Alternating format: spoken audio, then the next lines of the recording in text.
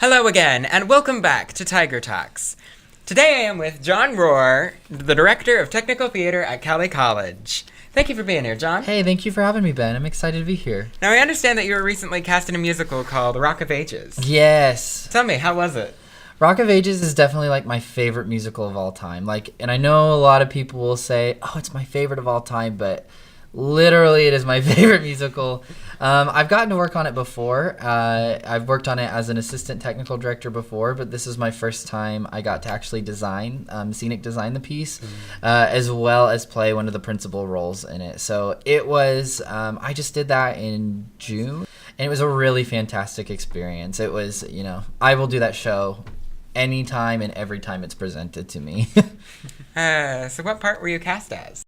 I was cast as Hertz Kleinman, to describing him as the German dad character, but he is a little bit of the redeemable villain of the piece. He's coming into the Sunset Strip at the end of the 80s era of big hair bands and, rock and roll and bar scenes and everything. Yes, exactly. A lot of that this summer. But he tries to tear down the Sunset Strip, and he gets pretty close, and he has a very fun growing up and learning a little bit about himself moment towards the end. A good time. So, what is it about? A lot of it is, for me, a lot of nostalgia. A lot of that era was so important to people. That was an era of freedom and creativity and, putting fun first. But Rock of Ages travels the story of Sherry, who is from Kansas, and her journey to, she gets to the Sunset Strip and meets Drew. Those are the two leads. And it's about their love story a little bit and their very strange way of falling in love. And their, that makes it sound really serious, but it's really just a really funny jukebox musical where one of the pivotal lines at the end is, the dreams you came in with may not be the dreams you leave with, but hey, they still rock. And I think that really captures what the piece is going for. Technical theater here at Cowley. Yes, you heard that correctly. So, how was that? I love my job. I really do. And it's really funny because this was, I was a student here. I'm an alumni of this place too. Oh. And I was pre-med for a year and a half, and then I joined theater really late in the game. And I've grown up in Arc City as well. So I've really watched kind of the magic this place creates. And for a really long time, it was my dream job, really, to be. There's actually an old Instagram post from when I was graduating, and I was like, goodbye, or I'll see you later, Cowley College Theater. Someday you'll be mine. And then, it is now, which is kind of crazy. But I have the really cool job that I get to create art and manage a, top of the line theater. A really early point in my career, so I'm very blessed to be here, and I really love it. So what does technical theater do exactly? That's a big question. I like to sometimes describe it as the magic of theater. You talk about you go into the theater and it was magic. Well, that is true. You might see a magical performance and someone hopefully played a character spot on and made you relate to them. But if there's those magical moments, you're like, oh, that set piece transformed to this, or, oh, the lights were perfect in that moment. Across as that just happened, but really that was someone's idea. So for me, technical theater is the execution and creation and design of all of the ideas and beautiful things that you come to the theater to see in terms of a spectacle, if that makes any sense. Great. So do you have to be a major to be involved? No, not at all. Technical theaters, I sometimes describe it as the modern day home ec program because you got to know a little bit of everything. If you're in costumes, knowing how to sew or serge or do anything. My preferred area of carpentry, obviously you want to be able to build the sets that it brings in. There's a lot of welding.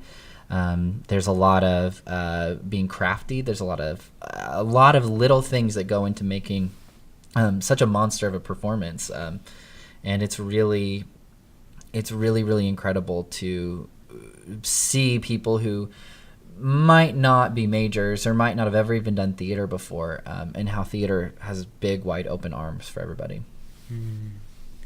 So, what performances can we expect this year? Okay, well, we have 3 big ones that we do on top of a bunch of little ones. We'll talk about the big ones.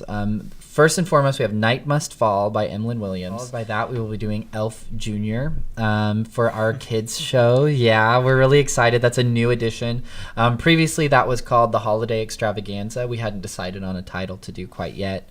But this, which will be, really fun. We get our community schools and some outside of community elementary schools to come see the show.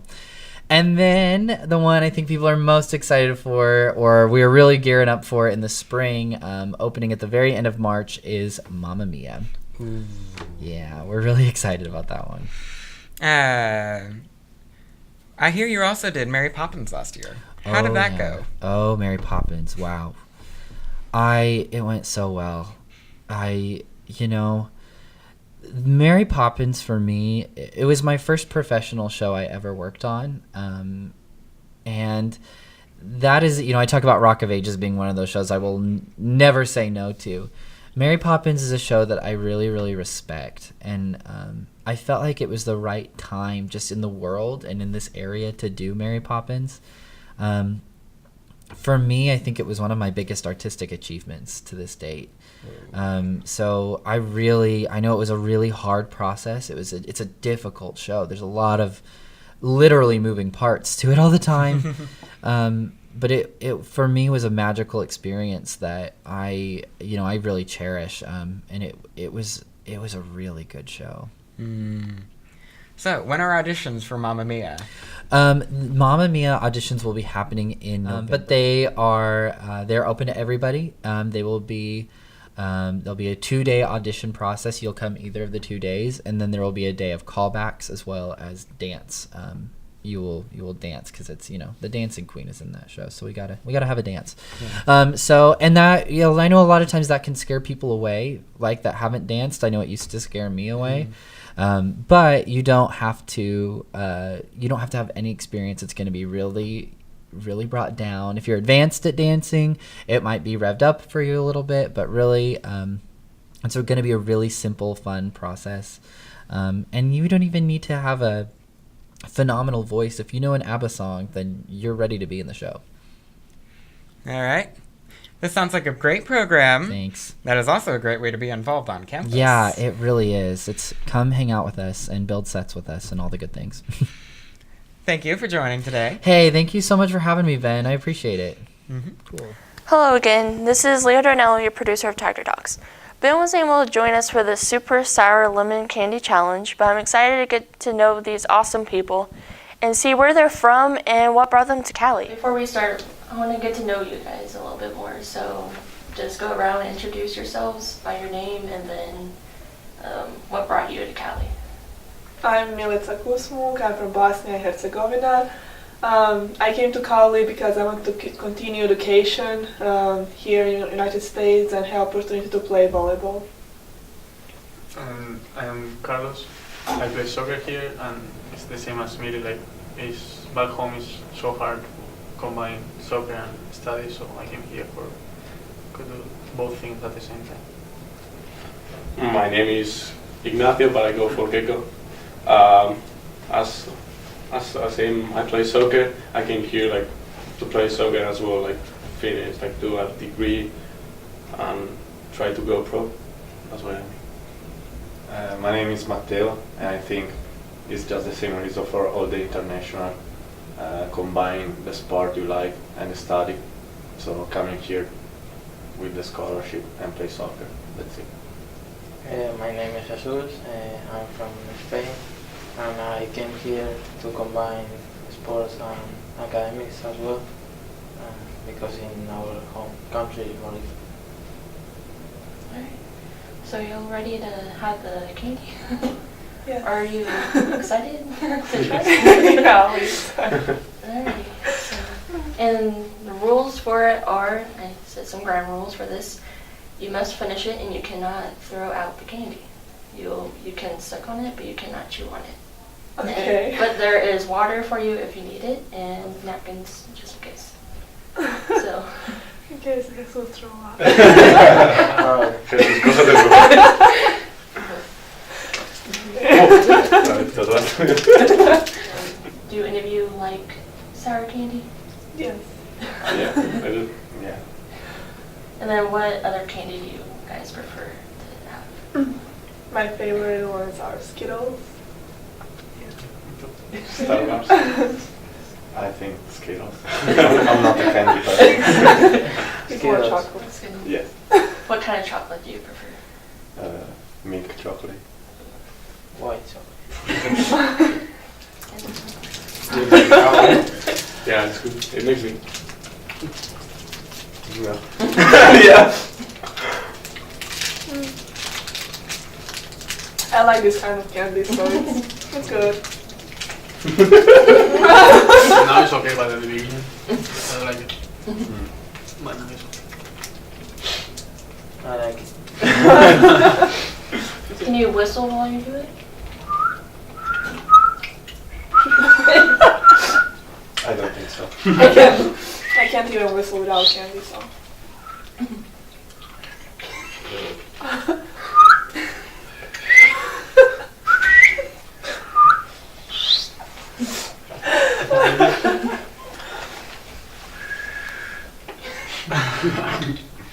Okay, I'm done. What's your favorite part of Cowley for all of you? My favorite part of Cowley is the small community, because people are so friendly and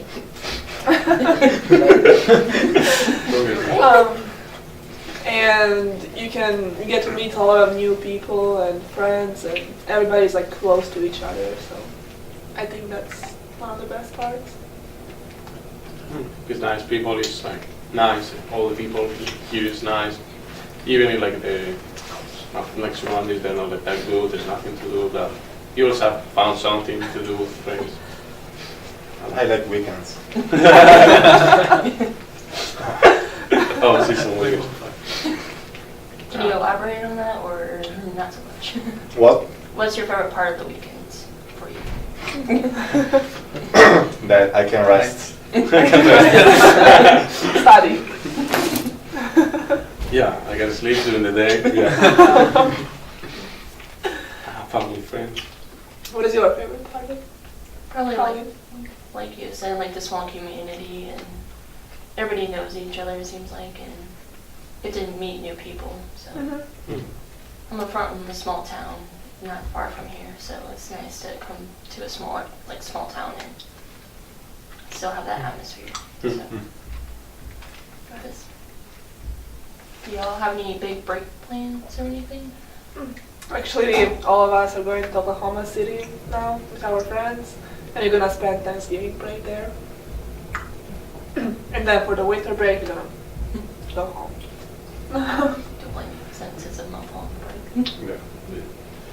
Would you want to stay for the next 2 years after you transfer for an interview? Can somebody else talk? I mean, yeah, like we're sophomores, we have to transfer next year. So my plan is to finish my degree and then try to find a master to do, and then find a good job to work, and that's it. If I can still play soccer or like go pro, semi-pro, combine them, both of them would be great. Yeah, I'd like to move in a big city. At least a city. City. Big buildings. Yeah. Society. You know, this kind of stuff. That's horrible. Shopping centers. Cowley TV. That's true. Yeah. For me, it's just to find a school that I can continue my education, the pharmacy program, and play volleyball on the high level. And yeah, that's it. What's the rest of y'all's majors? Business, communication. Mine is sport management. Business. A lot of businessmen. Any specific business or just straight business? Administration.